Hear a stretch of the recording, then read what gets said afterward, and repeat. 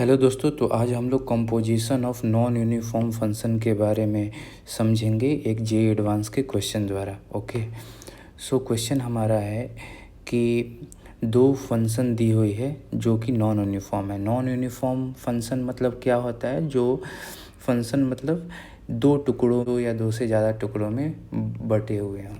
तो जैसे ये दोनों नॉन यूनिफॉर्म फंक्शन है हमारा।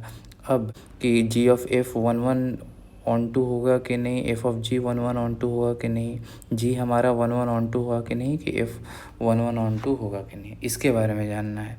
तो ये काफ़ी जे एडवांस का फेवरेट टॉपिक है। ओके, काफ़ी फेवरेट टॉपिक है और इसको समझना अच्छे से कॉन्सेप्ट वाइज काफ़ी ज़रूरी है। तो दो रिजल्ट्स हैं जो आपको याद रखना होगा और इसका प्रूफ भी है, जिसको कभी मैं प्रूफ भी बता दूंगा। कि अगर कॉम्पोजिशन हमारा G of F one one है, ओके, अगर composition G of F one one होगा तो जो अंदर वाला फंक्शन है, ओके, मैं इसको डोमेन के पास जो है वो अंदर वाला फंक्शन वो वन वन होगा। फिर से मैं बोलता हूँ कि अगर composition G of F one one होगा तो अंदर वाला फंक्शन एफ वन वन होगा हमेशा, एफ वन वन होगा हमेशा। और इसको उल्टा भी बोल सकते हैं। उल्टा कैसे बोलेंगे कि अगर एफ वन वन नहीं होगा तो जी ऑफ एफ भी वन वन नहीं होगा। इसको कॉन्ट्रा पॉजिटिव वे में बोलेंगे ना, ऐसे कि अगर G of F one one होगा तो एफ वन वन होगा। इसको ऐसे ही बोल सकते हैं कि अगर एफ वन वन नहीं होगा तो जी ऑफ एफ भी वन वन नहीं होगा। तो वही मैंने और में लिखा हुआ है कि अगर एफ वन वन नहीं होगा तो जी ऑफ एफ भी वन वन नहीं होगा, और अगर G of F one one होगा तो एफ वन वन होगा। तो ये तो पहला रिजल्ट हुआ। फिर दूसरा रिजल्ट ये है हमारा कि अगर composition G of F on to होगा तो ऑन टू के केस में बाहर वाला का ऑन टू होना जरूरी है। तो अगर G of F one on to होगा तो जी ऑन टू होगा। फिर उसी तरीके से इसको कॉन्ट्रा पॉजिटिव वे में ऐसे ही बोल सकते हैं कि जी ऑन टू नहीं हुआ तो ये भी ऑन टू नहीं होगा। ओके, तो यहाँ लिखा हुआ है कि जी ऑन टू नहीं होगा तो जी ऑफ एफ भी ऑन टू नहीं होगा। तो ये रिजल्ट हमें दो याद रखने होंगे। जल्दी से मैं फिर से रिकॉल करा देता हूँ कि जी ऑफ एफ कॉम्पोजिशन अगर वन वन होगा तो अंदर वाला वन वन होगा। जी ऑफ एफ कॉम्पोजिशन अगर ऑन टू होगा तो बाहर वाला ऑन टू होगा, और उल्टा ही ऐसा है। ठीक है, अब हम लोग सवाल पे आते हैं कि दो फंक्शन दी हुई है, एक एफ और एक जी। इसको हम लोग दोबारा लिख लेंगे, एक एफ है और एक जी है।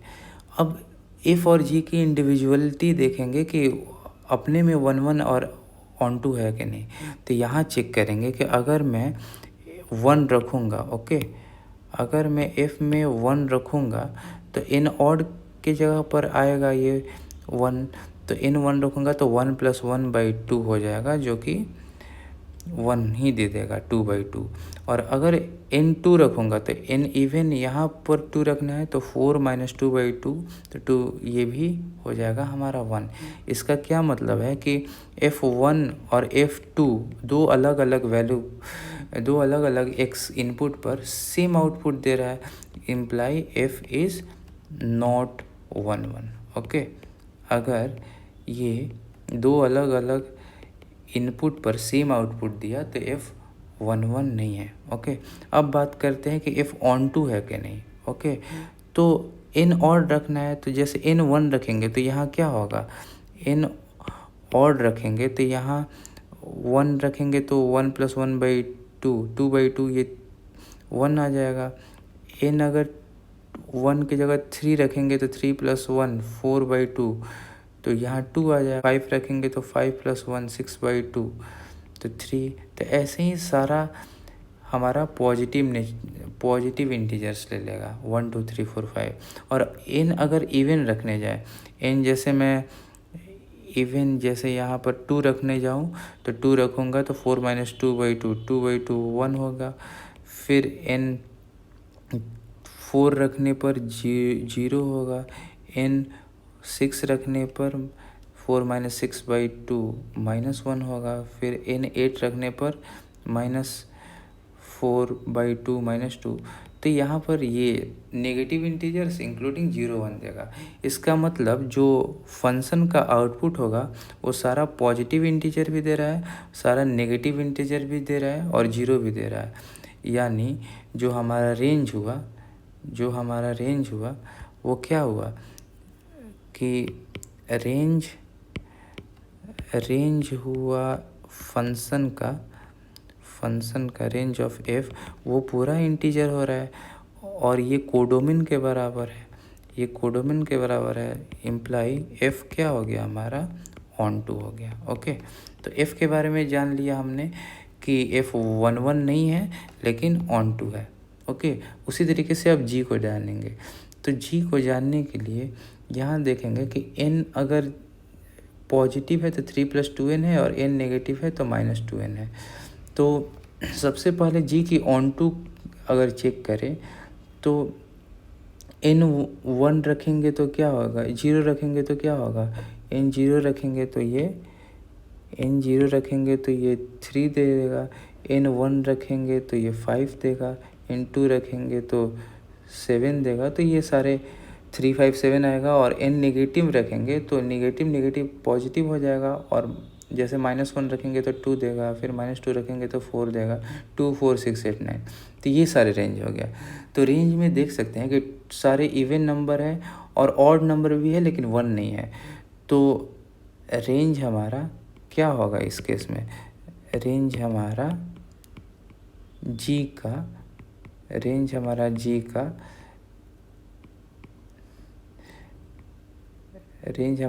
का कोडोमेन के बराबर नहीं हुआ। क्यों नहीं हुआ, क्योंकि 1 नहीं है इसके रेंज में, तो हमारा जी ऑन टू नहीं होगा। ओके तो जी ऑन टू नहीं होगा।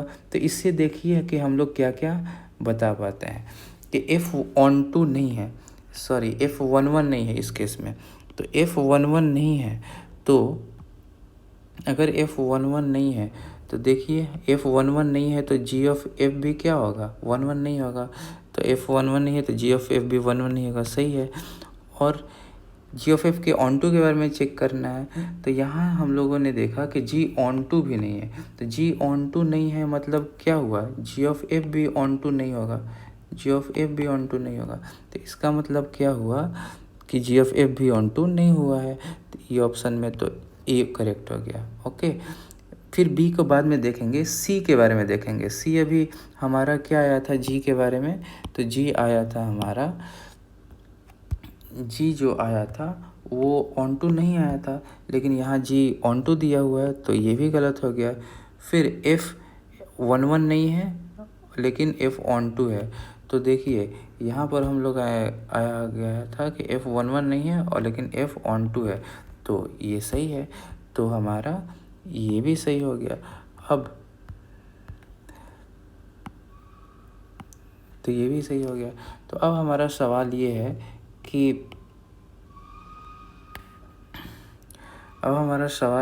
कि बी को कैसे देखा जाए। तो एफ ऑफ जी हम लोग क्रिएट करेंगे। ओके, सो एफ ये था और जी ये था, तो एफ ऑफ जी क्या होगा। तो अभी हम लोगों ने एफ एन देखा क्या है, n+1/2, जहाँ n ऑड है। और फिर क्या होगा, यहाँ पर क्या दिया हुआ है कि 4 - n/2 है जब n इवन है। ओके, उसी तरीके से gn क्या दिया हुआ है कि ये दिया हुआ है 3 + 2n अगर n > 0 है और n नेगेटिव पर -2n होगा। अब जैसे हम लोगों ने देखा कि एफ ऑफ जी के बारे में पता करना है, तो एफ ऑफ जी के बारे में पता करना है तो एफ ऑफ जी निकालने के लिए एफ ऑफ जी एन, जहाँ जहाँ एफ के इनपुट में एन है वहाँ वहाँ जी एन रखना है। ओके, तो यहाँ एन है तो यहाँ जी एन रख देना है, gn+1/2। ओके, फिर उसी तरीके से यहाँ भी n है तो यहाँ भी gn रख देना है /2। और ये कब हो रहा है, जब n ऑड है तो n की जगह gn रख दिया तो gn ऑड है। ओके, और ये कब रखना है, जब gn इवन है। ठीक है, जी एन इवन है। अब देखना होगा कि जी एन ऑड कब हो रहा है। तो देखिए इस केस में जी एन ऑड हो रहा है क्योंकि 3+2n है, तो n पॉजिटिव पर हो रहा है। और n जी एन इवन कब हो रहा है, तो इस केस में हो रहा है तो n नेगेटिव पर हो रहा है। और जब जी एन ऑड है तो g की वैल्यू क्या है 3+2n, तो यहाँ रखेंगे 3+2n, फिर +1/2 है। और यहाँ पर क्या रखेंगे -2n, यानी 4 - 2n, माइनस माइनस प्लस हो जाएगा /2, ये हो जाएगा। ये जब n ग्रेटर इक्वल 0 और n नेगेटिव, इसका मतलब ये आ जाएगा हमारा, इसमें भी हमारा 2+n आ जाएगा जब n ग्रेटर इक्वल 0, यहाँ भी 2+n आ जाएगा जब n less than 0। This imply f of g n क्या हो गया 2+n हो गया, जब n मेरा पॉजिटिव में भी नेगेटिव में इंटीजर में भी है, तो ये क्या हो गया, ये 1 1 हो गया, ये 1 1 हो गया। लेकिन यहाँ पर क्या बोला था हमारा ऑप्शन, यहाँ पर बोला था कि एफ ऑफ जी 1 1 नहीं है, तो ये भी रॉन्ग हो गया। ओके, तो हमारा करेक्ट आंसर क्या हो गया, करेक्ट आंसर हो जाएगा A and D।